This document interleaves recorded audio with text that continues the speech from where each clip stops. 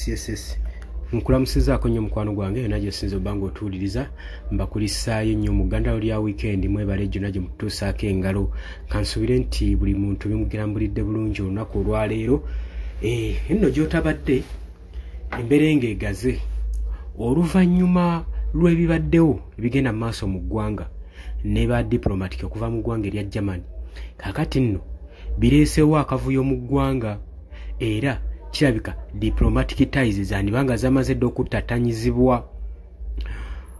ku move egenda mu maaso ekoleddwa Uganda People's Defence Force UPDF bagamba basuspendinze defense operations zonna activities ezibadde zikolebwa ne Germany mu bwangu era n'ensonga ne bagiwa bagamba German ambassador mu Uganda Matthias Skura abadde agenda mu maaso n'okwenyigira mu bintu ebimenya amateeka nga biri against government ya Uganda bwe batyo bagamba tetumanyi ensonga eno bujulizi ki bwe bayina bukakafu bwe bayina ne bwe batyo bagamba okusinziira ku intelligence report Ambassador Mafia Skura ebikolwa bye bigenze maaso n'okubanga binyomoola Uganda saako ne international security kakati UPDF kyekoze egamba tegenda kukkiriza tegenda kutoletinga bintu nga bino bigende maaso nga bitunuulidde mu ggwanga lyabwe era oluvannyuma basazeewo okugenda n'enkola eno wammanga bagamba tusazizzaamu enkolagana yaffe gye tubaddemu military intelligence zonna ze tubadde tulina n'eggwanga erya Germany bagamba suspension eno ejja kusigalawo paka we banaakola full resolution ku nsonga eno eya ambassador okubanga agenze maaso n'okwenyigira mu bintu ebya politics ebigenda maaso n'okuchallenginga military forces operation mu Uganda bagamba bino byagenda maaso n'okukola biri against Ugandan government omwogezi wa UPDF Charles Magezi era nga yakitinga nga Director of Defense Public Information agamba development eno eyakoleddwa ku lunaku olwokutaano okuva mu Uganda People's Defence Force ngeri against German envoy egendereddwamu okubeera nga babeera bulindaala ku bikolwa nga bino ku lunaku olwokutaano ng'ennaku z'omwezi 23 omwezi gwe tulimu statement yafulumizibwa UPDF ng'egenda mu maaso n'okulumiriza German ambassador mu Uganda Matthias Skura okugetinga involvement ne activities eziyinza okuteekawo akakyabaga mu ggwanga Uganda bagamba nti intelligence services bali aweya n'ebikolwa bye ebitali diplomatic byagenda mu maaso n'okukola mu different parts of the country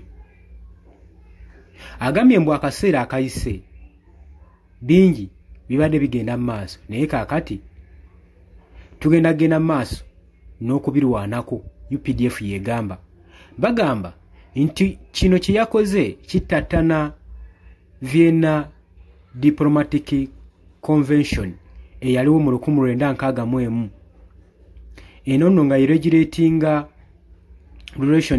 relationships wakati wa state saako ne ba diplomacy newankubadde bagenze mu maaso n'okupublishinga kino kikolwa ekyokulangirira nga ebeesaze ku Germany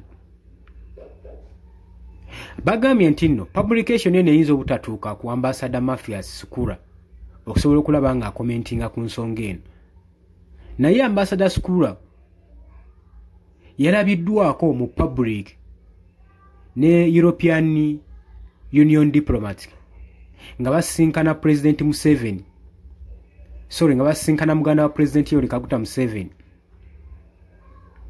era ono tukimanyi bulungi nnyo presidential special advisor ku defense and security issues.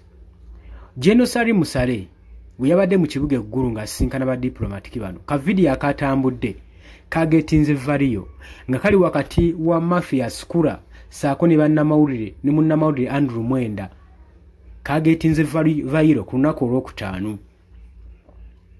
Ba diplomatic bano babadde bagezaako nnyo okunnyonnyola konsaani yaabwe eri Chief of Defence Force General Muhoozi Kainerugaba ku bintu byagenda mu maaso n'okupostinga ku vidiyo ze zigenda mu maaso ku mututu ogwa Twitter. Naye General Salim Musale ye kye yakoze, yeetonze ku lwa Muhoozi, yeetondedde ba diplomatic bano ku Muhoozi's behalf. Naye kati ku development egenda mu maaso, General Muhoozi Kainerugaba yagenze mu maaso n'okusindika message ku platform ye eya Twitter ng'agamba bino wammanga: I want to remind you to advise your children to stay away from Nup gangs. Intelligence report indicates that Nup is not merely a political party, but also involved in activities that raise concern related to terrorism. The leader of National Unity Platform are recruiting young people for activities that could be harmful to our beautiful country.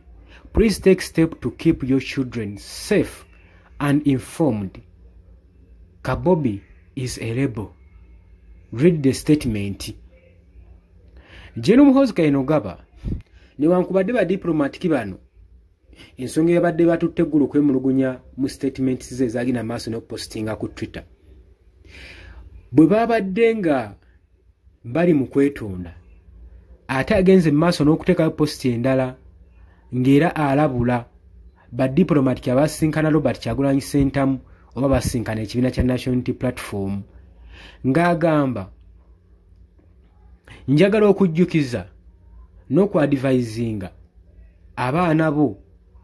Tutumanyi ani gwe yabadde agamba ng'amugamba nti babeere wala nnyo tebaliraana kibiina kya National Unity Platform, tebeŋŋanga oba tebaliraana bagganga aba National Unity Platform. Agamba mbu intelligence report eraga nti National Unity Platform si kibiina kya bufuzi kyokka, it is not a political party kyokka, naye wabula kyenyigira ne mu bikolwa ebiyinza okuteekawo obutujju mu ggwanga.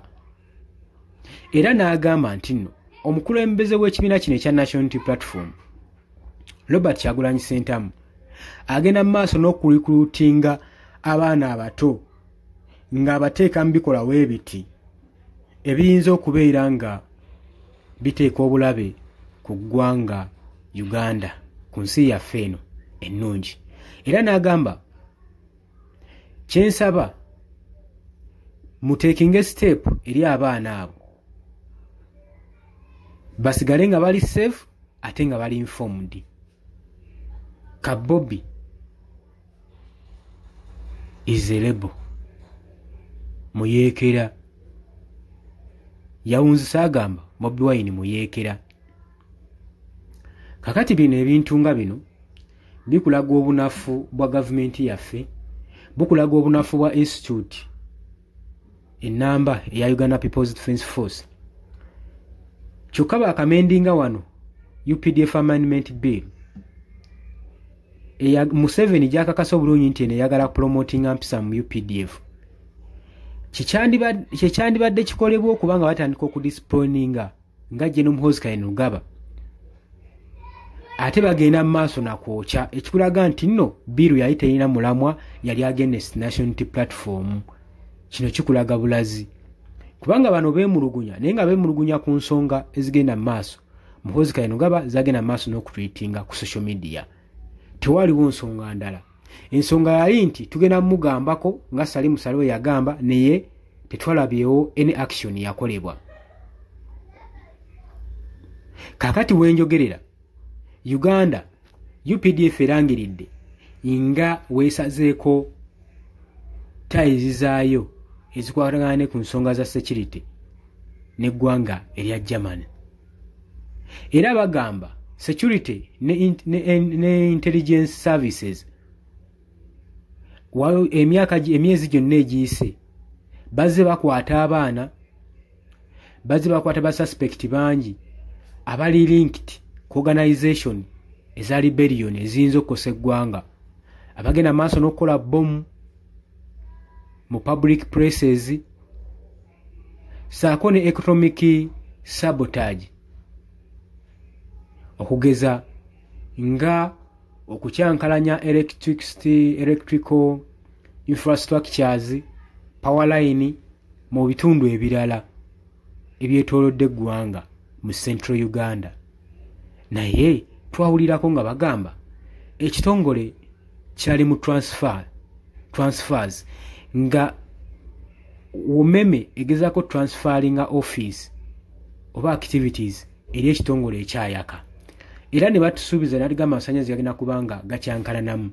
Kati ate amangu ago byonna mu bitadde kuba national unity platform. Bino tetumanyi we binaggwera, naye ggwe ky'oba omanya si birungi wadde n'akamu n'akeddagala. Naye ambassador Mathias Kura tannaba kuva nga avaayo kwanukula ku nsonga eno, era tannaba kuvaayo nga yeewozaako ku nsonga ezigenda maaso mu ggwanga Uganda, kubanga yamanyi nti ekituufu bakimanyi era nabo baligirute y'ensonga waaki bagenda mu maaso n'okukola ebikolwa nga bino. Olowooza n'ensonga erina weenayambira Uganda oba institute eno eya UPDF okulaba ng'ezzibwamu empisa, oba kyongera kubanga kiki kyayamu eri ekifaananyi kyayo mu bannansi baayo aba Uganda. Oli ku Yugi Updates TV kosinzo bango otuwuliriza, kutegeeza gwagala otweyungako kirya wansi waliwo ekigambo subscribe kikoneko obeere nga otweyungako. Mbagala nnyo, tujja kuba nga tukomawo. Mweraba.